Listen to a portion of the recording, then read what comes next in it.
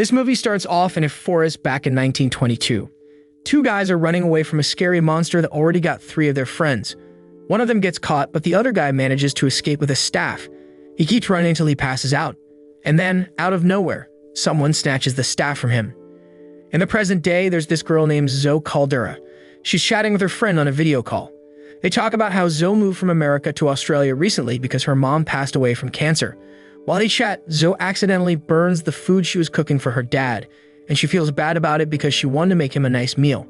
Her dad understands that she's still sad about her mom and sometimes gets lost in her thoughts about their time together. The next day, Zoe and her school friends plan to go on a field trip to a national museum. They all hop on a bus, and Zoe sits next to Owen Clark, the bookworm of the group. In the back, there's Javier Torres and Caitlin Fisher, who are a couple and having a good time together. A bit late to the party, Kaylee Liu shows up and takes the empty seat in front of Zoe. Once everyone's on the bus, they head to the museum, which isn't too far from their school.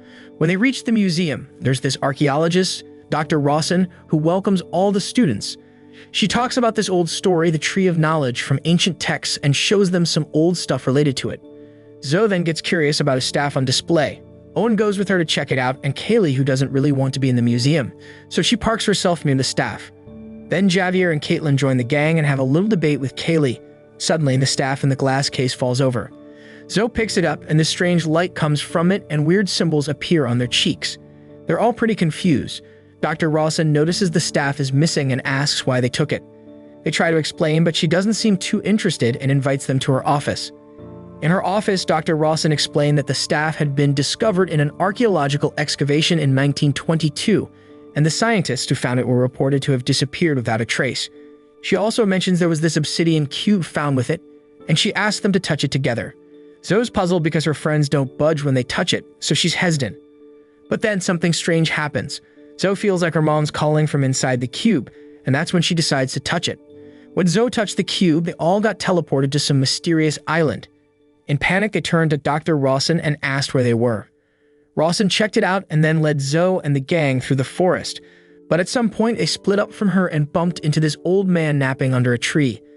This guy, Marduk, wakes up and startling Zoe and the others and asks if the witch had come with them.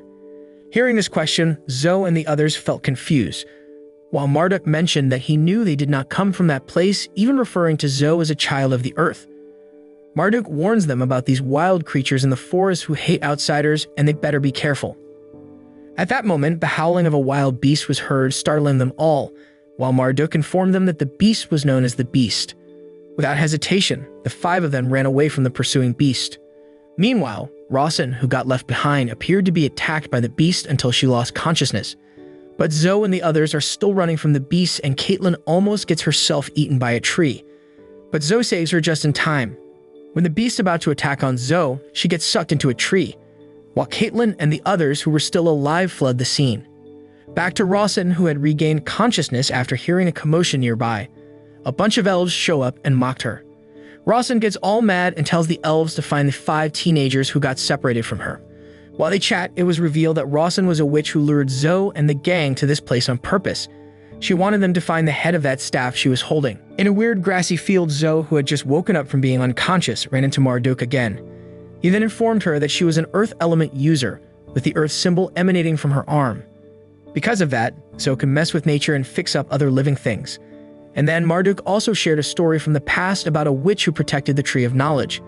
A long time ago, their tribe got hit with a bad sickness, and the witch used her powers linked to that special tree to save everyone. However, she became insane due to the great power she received from the tree. So Marduk and 4 other people with elemental skills had to lock her up to keep her away from the Tree of Knowledge. Since then, the witch had been trying all sorts of sneaky stuff to get back to it. Marduk needed Zoe's help to find this staff's head thing so it could get back where it belonged and keep the witch away. Otherwise, it could spell disaster for everyone. And Marduk told Zoe to cover herself in mud to hide her smell from some beast before she took off. After hearing all that, Zoe zipped out of the grassy field using some portal magic to find her pals.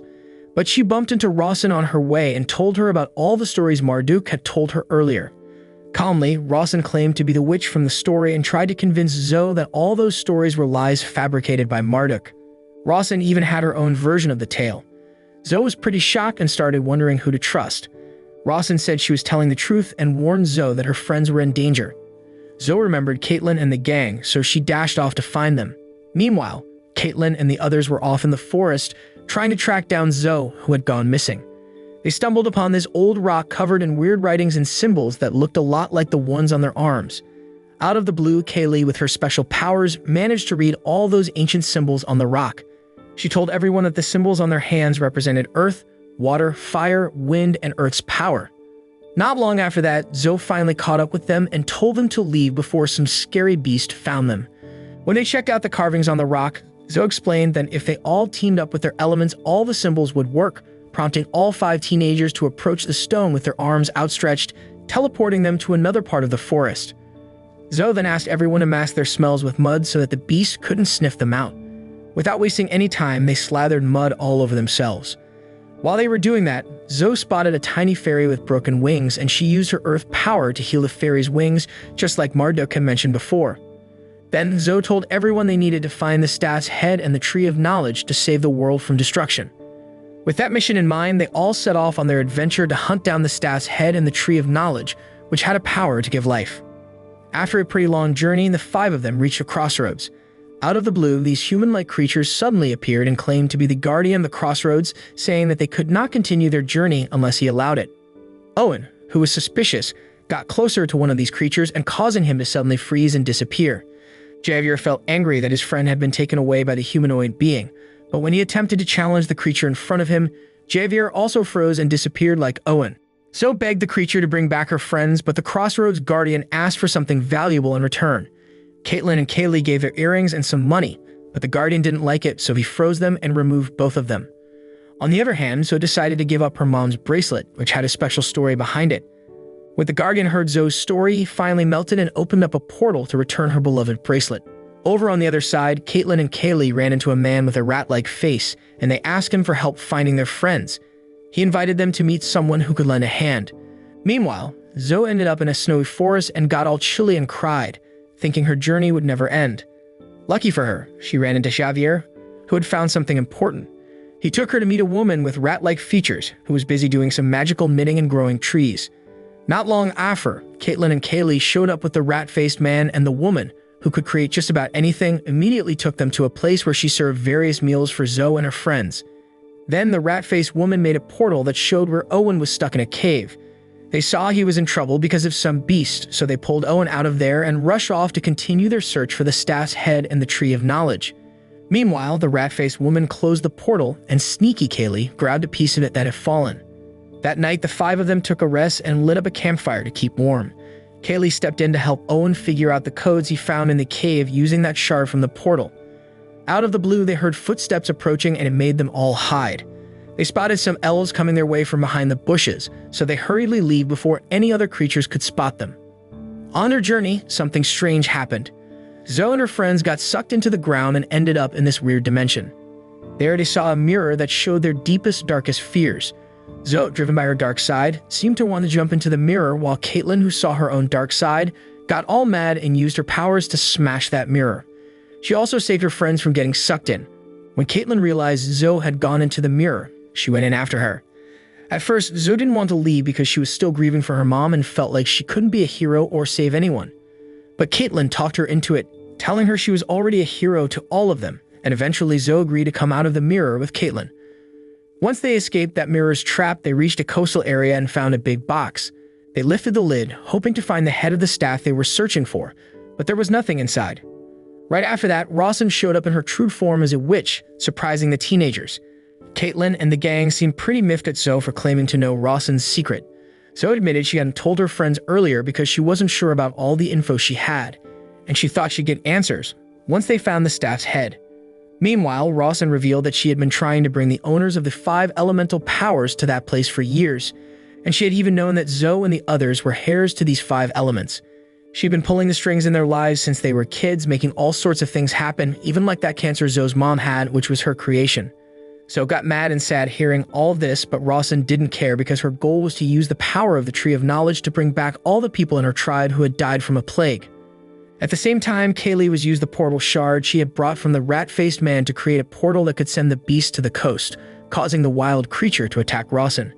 While the witch was busy dealing with the beast, Kaylee and the others made another portal and then leave the place. but the beast still caught up to them. Right before the beast went on the attack, Zoe used her earth power to calm it down and spotted a piece of the staff's head on the beast's body. After Zoe removed the staff's head, it caused both her and the beast to lose consciousness. Later on, Rawson showed up and wanted the staff's head, but the four of them tried to resist, causing the witch to make them all unconscious. When Zoe woke up, she decided to give in and hand over the staff's head to save her friends. Rawson was feeling pleased, immediately merged the head with the staff she carried and forcefully made Zoe pierce the barrier of the Tree of Knowledge, which she had never been able to penetrate before. That's when Marduk tried to stop Rawson, who turned out to be his younger sister, but she insisted on using the staff on him to bring back everyone in their tribe. Zoe tried to save him using her earth power, but it didn't work. Before his death, Marduk told Zoe to let go of her past so she could face the future. He also said the Tree of Knowledge was just like any other tree. After saying all that, Marduk took his last breath and disappeared. Rawson pushed Zoe to use her earth element to open the gate of the Tree of Knowledge so she could take the tree's power. But just as Rawson managed to get inside and grab the tree's power, the tree exploded along with her. Owen and the other went over to Zoe and wondered human life would be destroyed after the Tree of Knowledge disappeared. Following Marduk's message, Zoe said the tree would keep on living and asked her friends to use their powers to grow it back. They managed to grow a tiny sprout even though Zoe passed out from exhaustion. Then they found that obsidian Q thing and used it to get back to the human world. In the end, the film showed Zoe and the others going back to school, but now they had special powers they could still use.